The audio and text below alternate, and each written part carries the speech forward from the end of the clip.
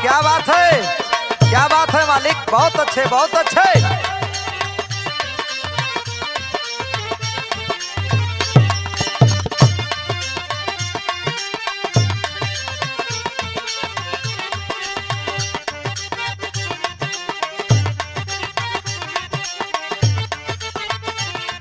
जियो जियो।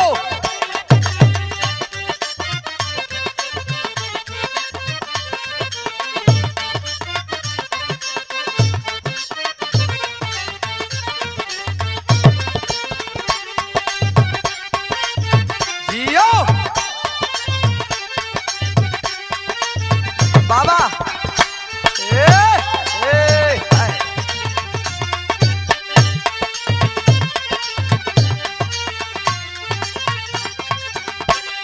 अच्छा बाबूजी, सब भोजपुरिया भाई लोग के बहुत बहुत प्रणाम। खास तौर से हमारे गुरु विश्वनाथ यादव जी के पांव छू के प्रणाम। बड़े भैया बिरहा सम्राट फिल्म अभिनेता जो हमारे आदर्श हैं, गुरु तुल्य हैं, विजयलाल यादव जी के भी बहुत बहुत प्रणाम। और सब भाई लोग के प्रणाम करते हुए ये अजय भाई के देख रेख में वेब कैसेट कंपनी की ओर से धमाकेदार प्रस्तुति राजेश यादव और साथियन के आवाज में जात बा। भरोसा ही नहीं, पूर्ण विश्वास बाकी आप लोग पसंद करें। आई मास्टर साहब।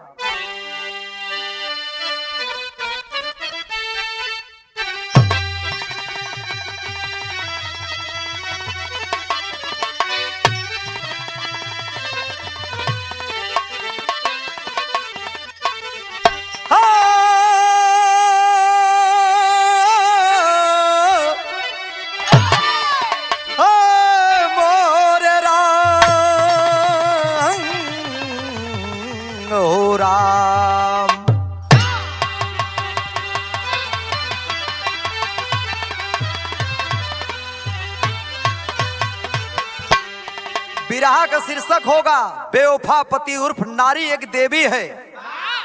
बारे जमाना बारे दुनिया के लोग, कैसा जमाना हो गया है। कवि जी भूमिका में संकेत करते हैं, कैसे मास्टर? बुझ गया दीप दिल में है विश्वास का,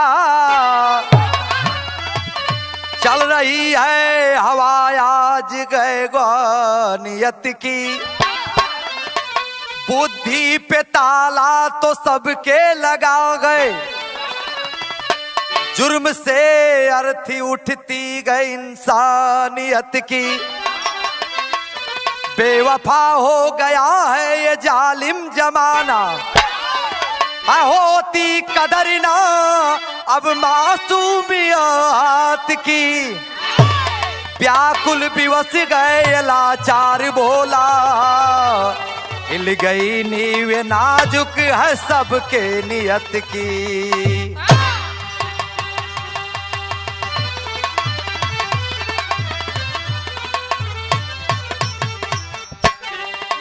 आज देखें ये मौका पे स्टूडियो में मौजूद बिरहा के धुरंधर कलाकार हमारे भाई विशाल मुन्ना, आपका भी बहुत बहुत सम्मान बा। हमारे आदरणीय गुरुजी रामधारी यादव जी के भी प्रणाम बा।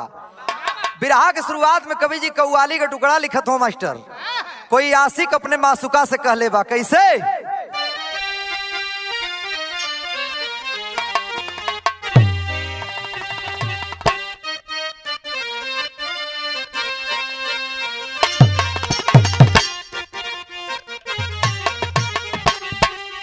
यह कलश अरे ऐसे कैसे हो जाई,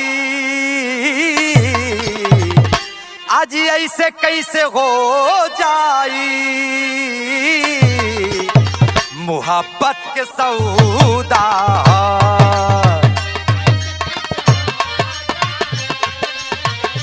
जियो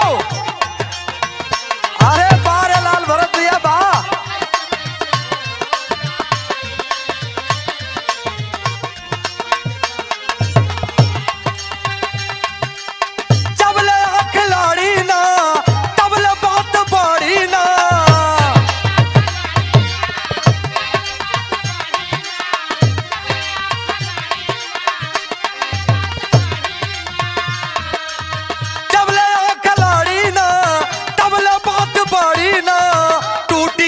बिखरी जाई, टूट के बिखरी जाई, प्यार के घरौदा। यो बहुत अच्छे, वाह भाई वाह।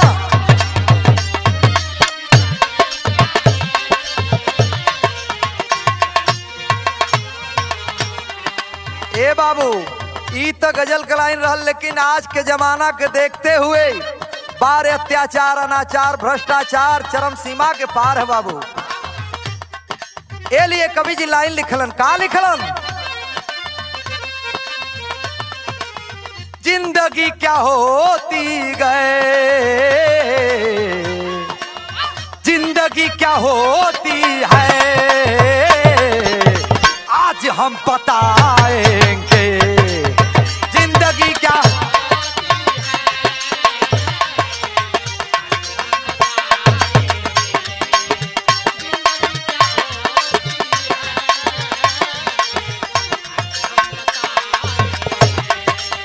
जिंदगी क्या होती है, आज हम बताएंगे। वाह भैया वाह।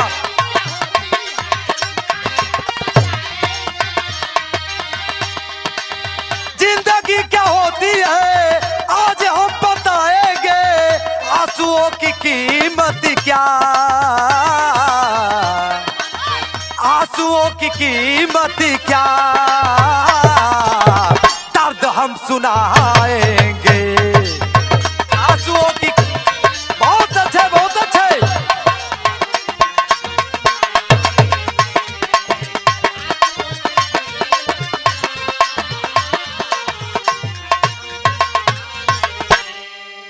यही से कहानी का शुरुआत बा। कहानी बा कहाँ का भैया? हाँ, कहानी बा।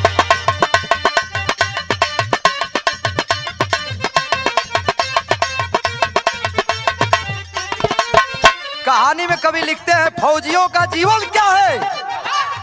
वतन की रक्षा, हथियार लेकर के सरहदे हिंद की रक्षा करने वाला फौजी जवान की जिंदगी क्या होती है। जीवन है फौजियों का कांटों की ढेर पर, जीवन है फौजियों का कांटों की ढेर पर, सरहद की शान टिकी है सानी दिलेर पर। यूपी में गाजियाबाद, यूपी में गाजियाबाद एक सुंदर शहर है, बसा मोहल्ला नामी जो कि नेहरू नगर है। फौजी थे करीम उल्ला जी उसी मोहल्ले में, फौजी थे करीम उल्ला जी उसी मोहल्ले में, पत्नी रिहाना बेगम खुशी मोहल्ले में। गोदी में एक बेटा जो कि असलम मात्र था, गोदी में एक बेटा जो कि असलम मात्र था, होनहार सुशील सुंदर यम एक छात्र था। मेहनत से अपने जीवन की अरमान सजाऊंगा, मेहनत से अपने जीवन की अरमान सजाऊंगा, बेटा को पढ़ा करके ऑफिसर बनाऊंगा। आए बाबू, कहानी के भाव पहले समझ लो। उत्तर प्रदेश में गाजियाबाद के नेहरू नगर थाना अंतर्गत रामपुर गांव के रहे वाला फौजी है, फौजी जवान मेजर साहब, जिनका नाम बताया गया मेजर करीमुल्ला शेख।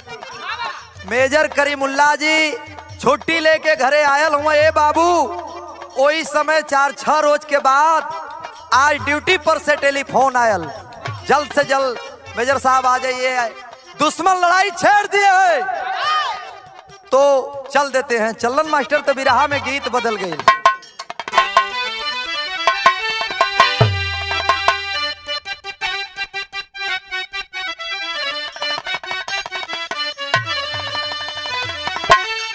देखा कौनो दुल्हनी का विरह, पति परदेश दुल्हन कहत है गुरुजी। अरे अंग अंग मद मातल दैया खिल के भइल कचना,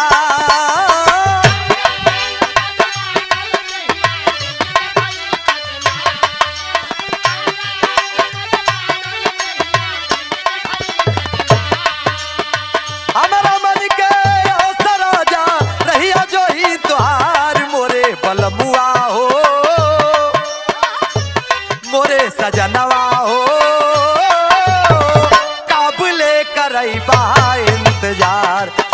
सजनवा हो। यो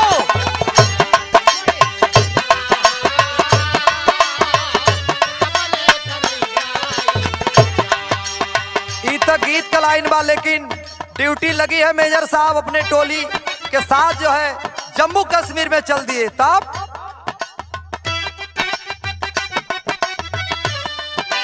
ड्यूटी लगल जम्मू कश्मीर में, ड्यूटी लगल जम्मू की शहर में चाहे पाकिस्तान।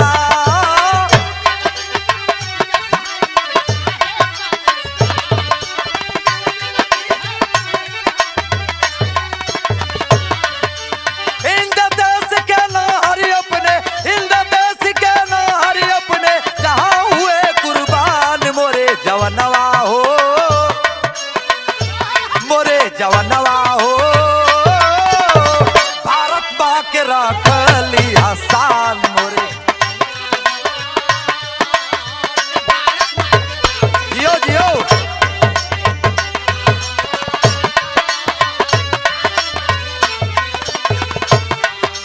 आए बाबू, फौजी अपना घर परिवार छोड़ के सरहद पे ड्यूटी देता है तो हम और आप चैन की सांस लेते हैं। कैसे?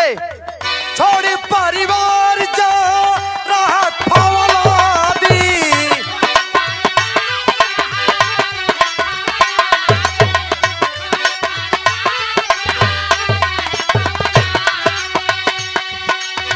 कर विस्फोट जावा रोज उग्रवादी।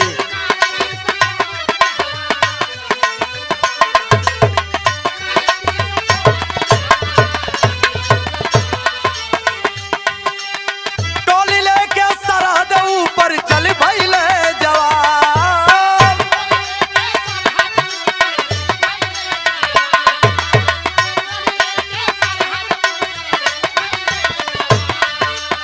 तर तर तर तर गोली चलावे शेरे हिंदुस्तान मोरे जवनवा हो, मोरे जवनवा हो। भारत माँ के रखली हसान।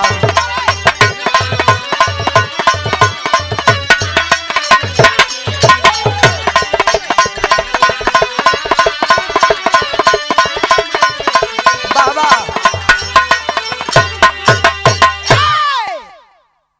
आए बाबू, टोली लेकर के मेजर करीमुल्ला जी जम्मू शहर बॉर्डर पर ड्यूटी देने के लिए चले हैं। दोनों तरफ से गोली चलती है मेरे बाबूजी, गोली का जवाब गोली से, बोली का जवाब बोली से। लेकिन जैसा कि आप लोगों ने देखा है, पाकिस्तान हमेशा धोखे से वार करता है। कई जवान मारे गए, हिंदुस्तान के भी कई जवान शहीद हुए बाबू।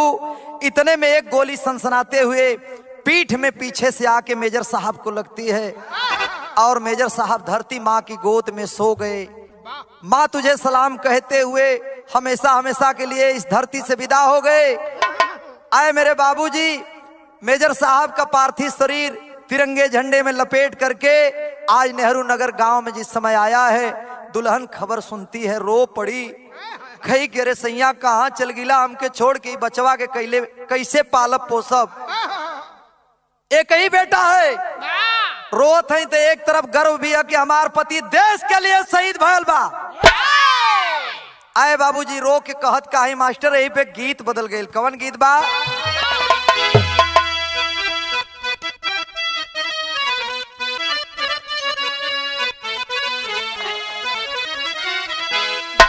कौनो दुल्हन अपने पति के रोकत बा, परदेश ना जाए देत बा, काहे बदे?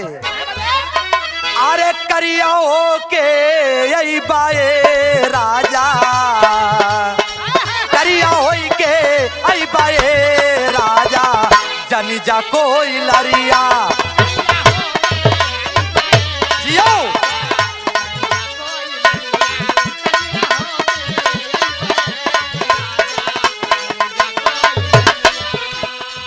असलम रो रहा है, बाबूजी कहाँ चल गईला?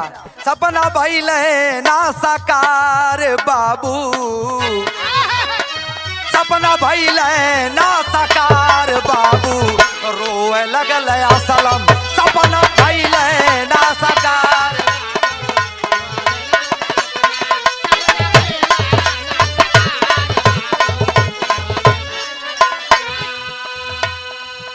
बाबू गईल स्वर्ग सिधारी माई रोवलिया सुगारी बाबू गईल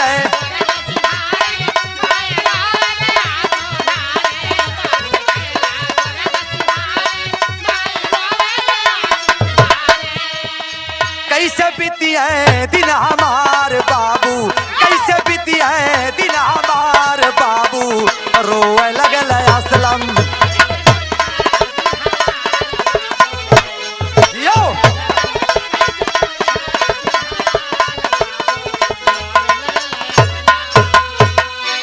रोत हुआ अंतिम संस्कार कैला के बाद वही समय उन्हीं के गांव के मेजर साहब का अजीज मित्र आइलन आय के सेठ हजारे लाल जी पकड़ के बहिया कलन के रे बेटा काहे रोत हुआ आंस के पोछला मत रोआ तो हर बाकी के पढ़ाई हम कराई पूरा बेटा चिंता कैले के जरूरत ना वही हम जियत हैं चला थोड़ा बहुत तोरे जो काम आवत तो चल के हमारे काम में हाथ बटावा कुछ दिन बीता है बाबू एक दिन रात का समय है गाड़ी लेके दिल्ली से गाड़ी जो है चला रहा है असलम और सेठ जी बैठे हैं लेके घर की तरफ चला तो हुआ क्या बाबू बिरहा में गीत बदल गई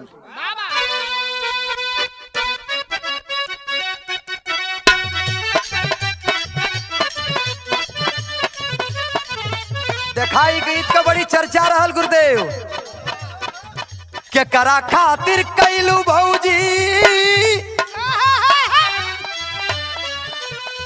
के करा खातिर कैलू भौजी आप की के पारब सैया यारब गईले ना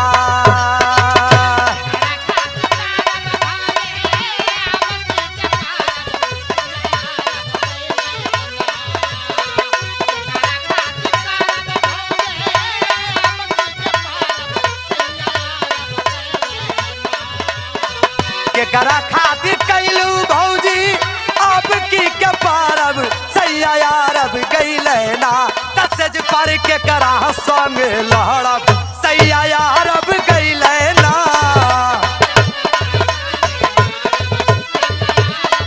यो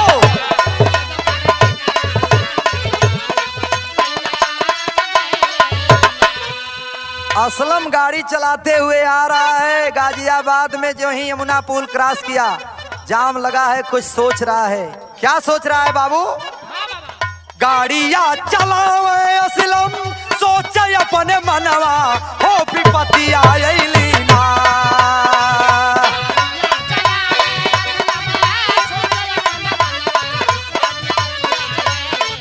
दियो दियो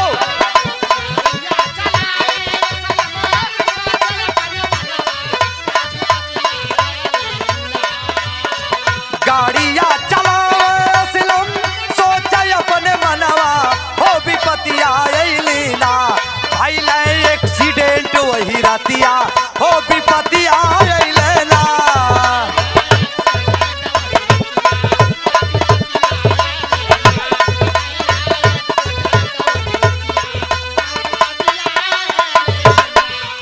एक्सीडेंट हुआ मेरे बाबूजी घायल अवस्था में सेठ जी को लेके हॉस्पिटल में पहुंचे हुआ क्या सेठ हजारी लाल खतरा से बची गई ले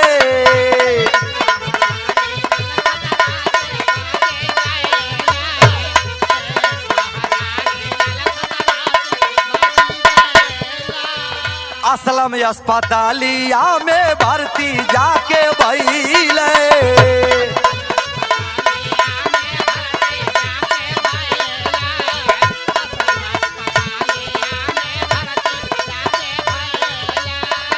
कैली तू नया की अंधा भइले नयनवा हो विपत्ति आइली ना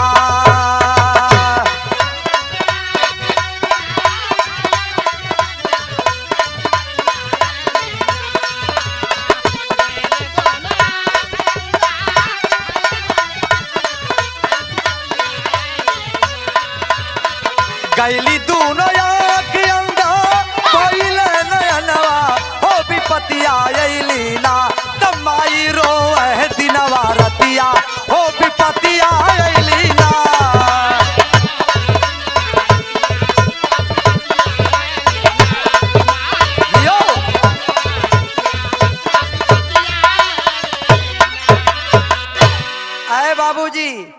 खबर जौने टाइम माँ रेहाना बेगम के पता चलल कि बेटवा का एक्सीडेंट हुआ, मेरे बाबूजी किसी तरह से हॉस्पिटल में पहुंचती हैं। अभी कुछ है दिन तक भीतल रहल, फौजी पति जो है शहीद हुआ है, वो गम से ना उबर पौनी।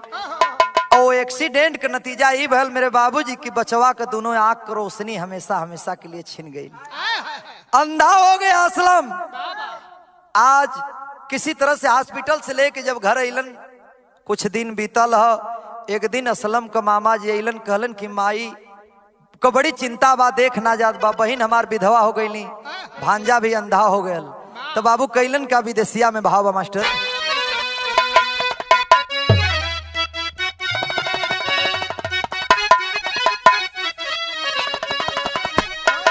कि असलम के मामा सोचे अरे दिलवा में अपने,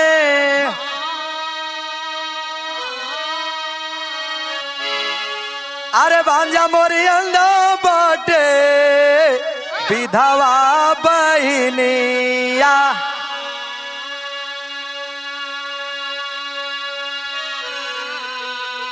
सलमा हुसैन का बेटी एगो रहली हो, अरे कैला निकावाली बात वही जुनिया।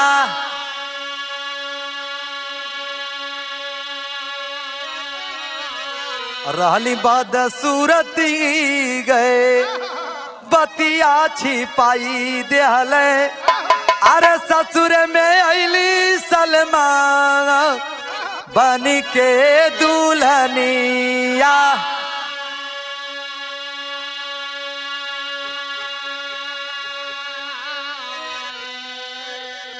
असलम के मामा जी बाबूजी हुसैन भाई के बिटिया जौने का नाम सलमा बतावल गई, बड़ी खूबसूरत बा सलमा। कॉलेज में पढ़त रही, कुछ शरारती तत्व के लड़का जौन बा उनके चेहरा पे तेजाब फेंक के चेहरा के जला दिले हुए, बदसूरत बा। आज शादी के बाद चलौलन दिन पक्का हो गया, जौन बा बियाह बड़ा धूमधाम से हो गई। आज खुशी खुशी दुल्हन बन के सलमा मेरे बाबूजी अपने पति के घर अलिन। कुछ दिन बीतल, एक बार अपने पति के चेहरा के तरफ ताकत है, एक बार भगवान के तरफ ताकत है। सोचत है कि हमारे पास तो दोनों आंख बा, दुनिया देखीला, हमार पति दोनों आंख से अंधा हूँ। सोचत ही रोत है, कैली का बाबू बिरहा में गीत बदल गई। कवन गीत लगल मास्टर,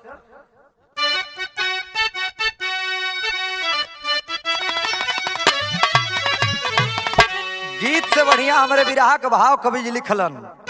रो रही है सलमा, सोच रही है, क्या सोच रही है, अरे दुनिया अनार लगे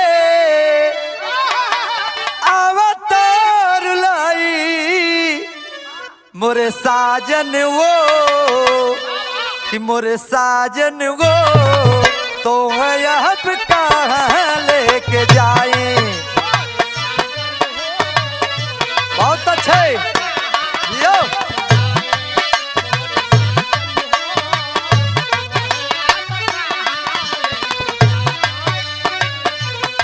सोच रही है, इतने में एक छोटा लड़का आता है, हाथ में एक कागज का टुकड़ा लिया है।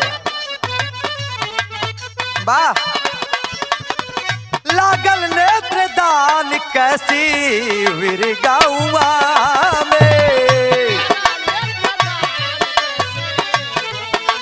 बहुत अच्छे।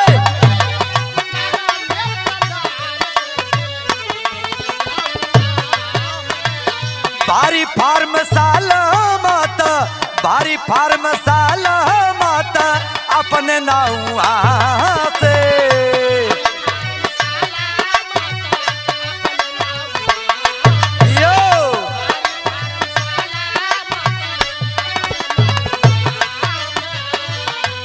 पहुंच जाती है और डॉक्टर साहब के पास जाके डॉक्टर साहब का पैर पकड़ के कहती है, क्या कहती है, पैया पकड़ के बोली डॉक्टर के देखाई, मोरे साजन हो मोरे सजना हो तो है आप कहाँ लेके जाई।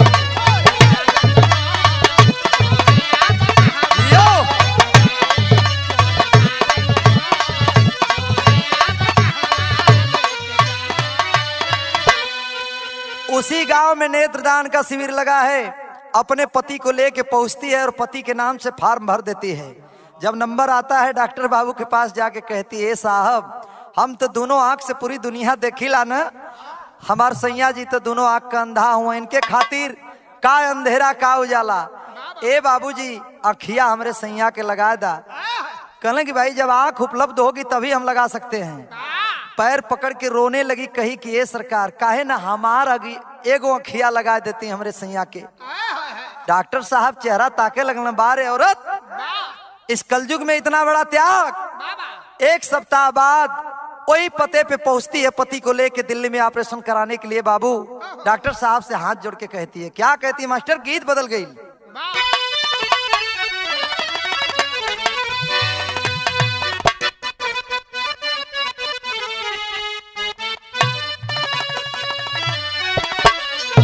नवरात्र के महीना में भक्तगण लोग गावलन कि हे विंध्याचल वाली मैया, हे विंध्याचल वाली मैया, राउर महिमा बड़ा भारी बा, कीर्ति सबका से नारी बा।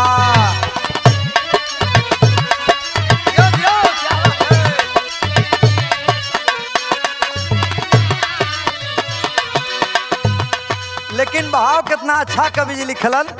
डॉक्टर साहब से सलमा कहती है, एक आंख निकाल के मोर साहब,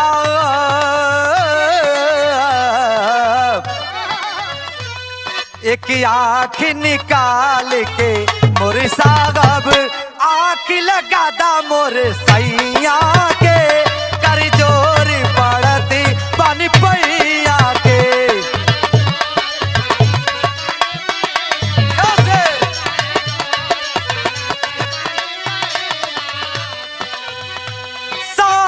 पे चकिती बट सलमा के,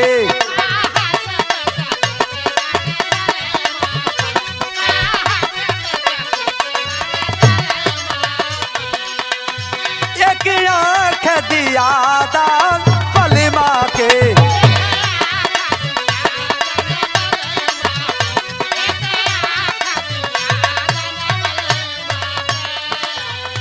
आखिया पर पट्टी बदल जिनके, तब शक्ति मिलल जाके अखिया के, कर जोर पड़ती बनी पहिया के। यो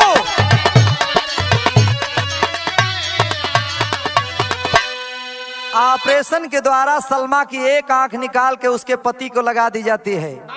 सिर्फ 2 हफ्ते के बाद मेरे बाबूजी आंख की पट्टी खुलती है। आंख की पट्टी खुलने के पहले असलम अपनी माँ से शर्त रखता है कि माँ जिस समय मेरी आंख की पट्टी खुलेगी मैं दुनिया को देखूंगा तो सबसे पहले मैं अपनी पत्नी सलमा को देखना चाहूंगा। जो ही आंख की पट्टी खुलती है बाबू, सलमा आंख के सामने खड़ी है।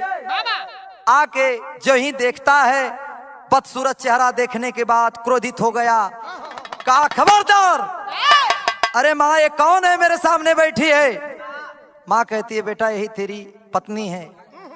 आए है कहता क्या बाबू, विरहा शैली टेरी में बहाव लगल मास्टर।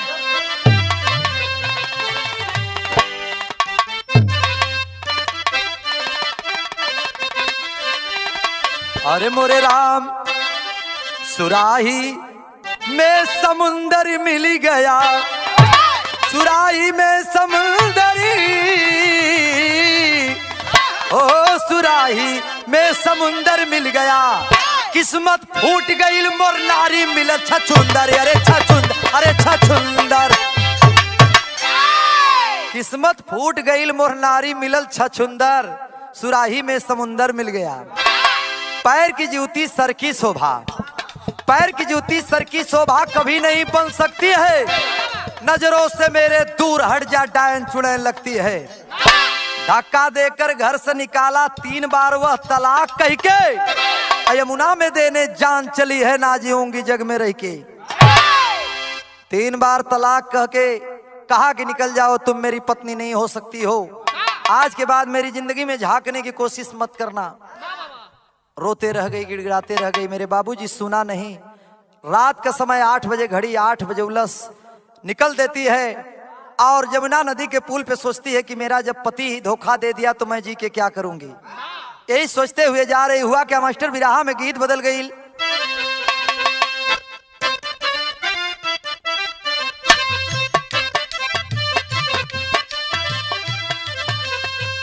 अरे माई कंगे की बेटी नियरे बिगाबे हो, माई कंगे की बेटी नियरे बियाबे हो, बाबूजी काल बड़ी दूर हो।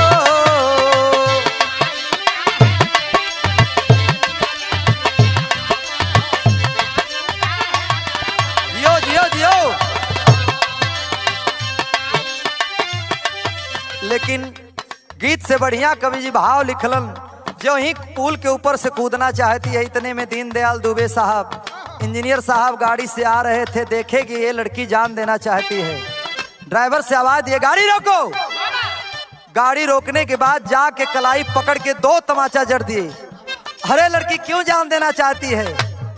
रो पड़ी और रो के कहती है, क्या कहती है कि करे सगार गई दुनिया में जिया बेगो, के करे सहारे यही दुनिया में जिया बहो, सारा सहारा गईले टूट हो।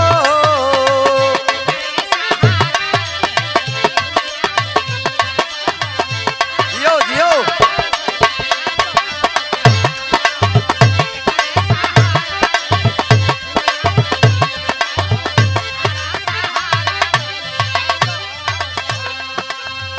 अरे भैया हमार कसूर का बा, यह न कि हम बदसूरत हैं।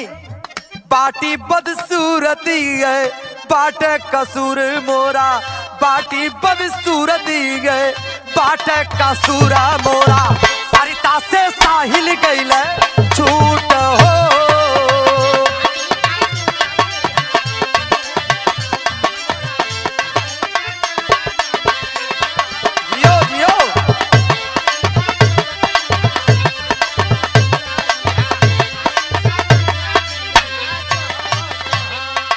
सारी व्यथा को बताती है कि भैया मेरा पति आंख से अंधा था, मैंने अपना एक आंख दे दिया, गद्दार निकल गया, मेरी भावनाओं को नहीं समझा। क्या क्या कहती है मास्टर? सजना के दियाली अपने आंखी का ज्योतिया हो, निकलो गद्दार हमारी समझो ना प्रीतिया हो, जकर निशानी मोरे पेटवा में पलत बाटे, जकर निशानी मोरे पेटवा में पलत बाटे, कागज जेकर गाइल देखा फूट हो।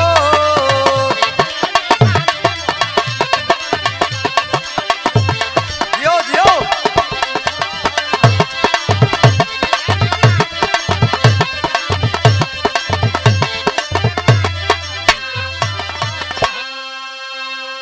दीनदयाल दुबे जी इंजीनियर साहब हंसे लगले। अरे पागल, अरे बहनी हमार दुल्हन आज 10 साल हो गए संग छोड़ देली, गुजर गईली, तो का हम जिंदा ना ही? जीना पड़ता है, मौत कायरों की पहचान होती है बहन। चल तू घर, धर्म की बहन बना करके लेके चलते और कहते हैं का कल मास्टर विराह में पहपड़ का भाव लगल।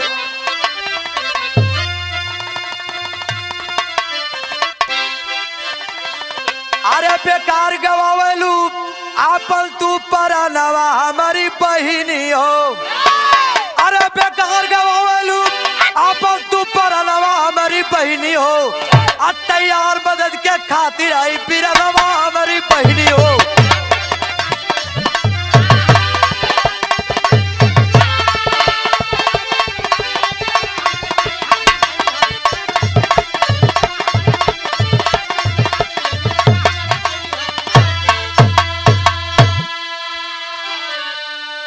चला भवन में हमारे तू भाई का फर्ज निभाइबे हो, लाल के तोहरे पाल पोसब पढ़ाइबे और लिखाइबे हो, केतनो आई सर पे तोरे तू फनवा हमारी बहिनी हो, अब कबो दुखी ना हो ए देबे मनवा हमारी बहिनी हो।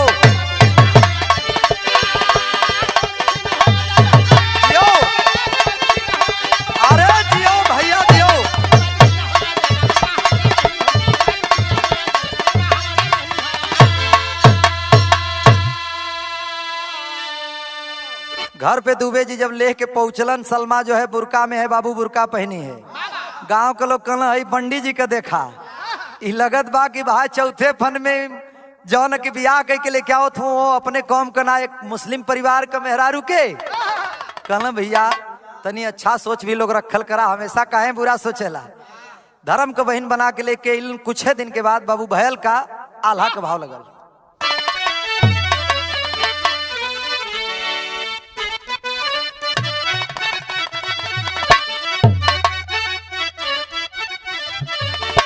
कि है राम सलमा को लिया के दुबे, अरे आइल भवनवा बाबू,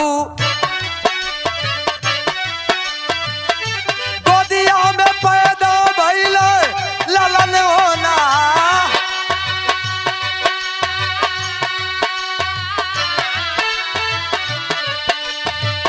नाम रखल मुन्ना देले दिल से दुलरवा बाबू, अपने ललन साथ स्कूल भेजे कर बिचा।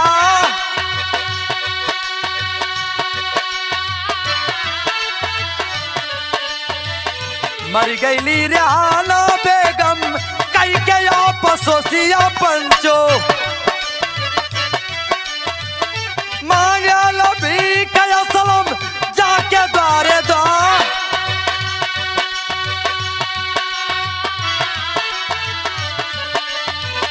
भिखिया मांगत कइले दुबे के भवनवा बाबू,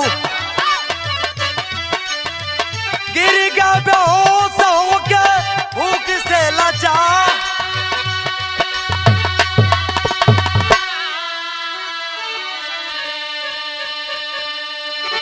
यही कहा जाता है बाबूजी, औरत का या बहुत जेके लग जाला तो दुनिया बर्बाद कर दिले। त्याग दिया पत्नी को, शराब को साथी बना लिया, दुनिया के लोग ताना मारत हों कि साला ये अपने मेहरारू का ना भल तो केहू को होई ना। मारे अफसोस में गम में रेहाना बेगम भी दुनिया के छोड़ देली।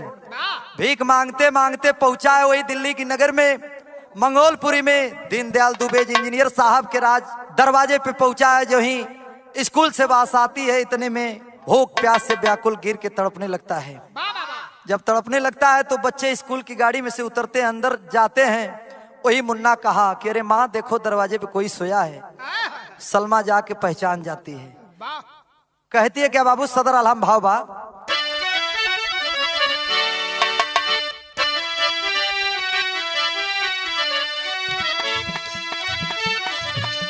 पिया को पहचान गई सलमा गुजरिया,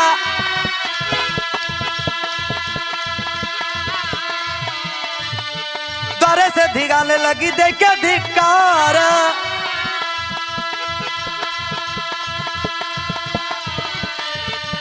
खाली हाथ ही हवा से नहीं कोई लौटल,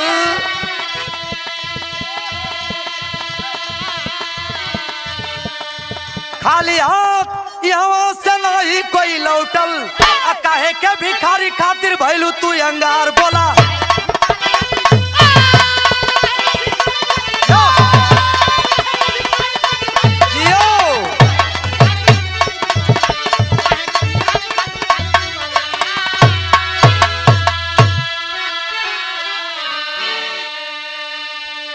घर के अंदर शर्मा लेकर आती है। इंजीनियर साहब भी मौके पे हैं मेरे बाबूजी। मुंह धुलाया जाता है, होश में आते हैं। सलमा कहती है भैया इन्हें जल्द से जल्द यहाँ से भगा दो, मेरा इनका कोई रिश्ता नहीं है। दुबे जी कहे कि अरे बहनी आज तक के दरवाजे से केहू खाली हाथ नहीं गल। ये भिखारी में का ऐसा बात है काहे के इतना अंगार होत हो। तो सलमा बता रही है, क्या बता दो बाबू। आए करके खुशियां मोर नीलम ना सर मैले पपिया, तय अपने भी यही कया सनवा भूलैले पपिया।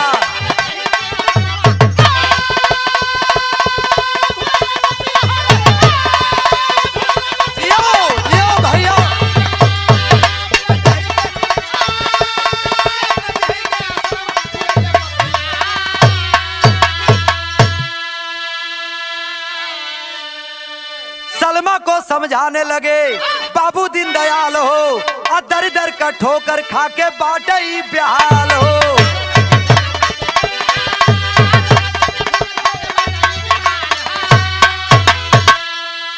अपने करनी का सजोब अरे पाई गईले पपिया, तय अपने भी कया सनवा भूलैले पपिया।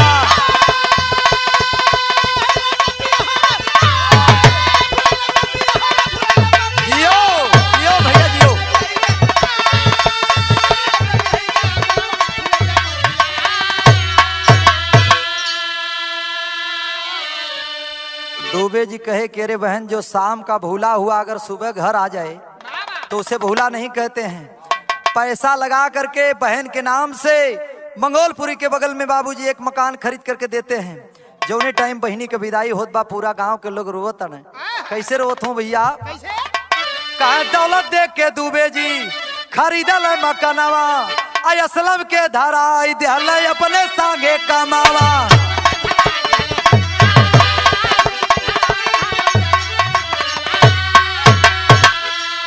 भारी पश्चाता मन में कैले पपिया, तय अपने भी यही कया सनवा भूलैले पपिया।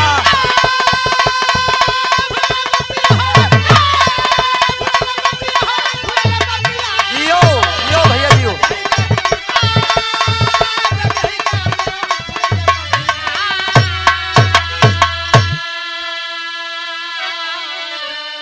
इतना बड़ा त्याग बलिदान का न्यूज पे जब खबर प्रकाशित हुआ है मेरे बाबूजी, प्रदेश के नया सोच और युवा जोश युवा सोच रखने वाले प्रदेश के मुख्यमंत्री माननीय अखिलेश यादव जी लखनऊ महोत्सव में बुला करके सलमा को और पंडित दीनदयाल दुबे इंजीनियर साहब को सम्मानित करते हैं।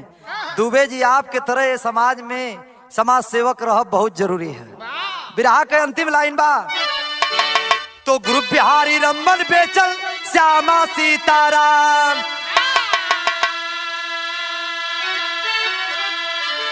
भोला भरत रामधारी महल, अरे संग में सिया राम हो।